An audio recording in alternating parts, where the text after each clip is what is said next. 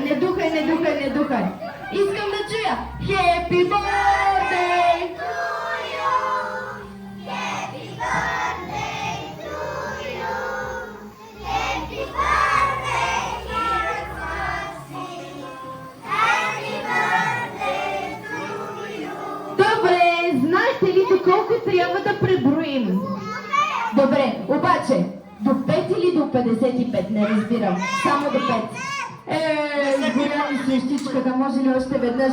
Значи, ние почваме да броим, но Максим, ти трябва да си пожелаеш нещо, което винаги си искал да ти се сбъдне, защото ако не си го пожелаеш, то ще се сбъдне, но след 20 години, разбрали? Добре. Готови сме. Само ако някой е духнал друг свещичката, няма да получи подарък.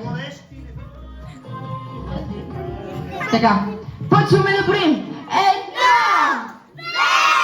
3, 4, 5, 6. Духай. Браво! Пляскай. Но има едно поверие, което гласи. Може ли без да пиваме тортата? Има едно поверие, което гласи, че ако рожденика си духне свещичката втори път, това означава, че наистина ще му се сбъдне желанието. Така че искам да чуя. 1, 2, 3,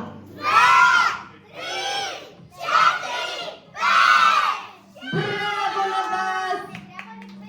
5 желания, 10 глупости. Сега, обаче, наистина, за да се сбъдне желанието, всички заедно трябва да духнете свещичката. Който пипне тортата още веднъж, изгаря с подарък. Хайде сега да видим, когато кажем 5, всички заедно да духнем свещичката. 1, 2, 3,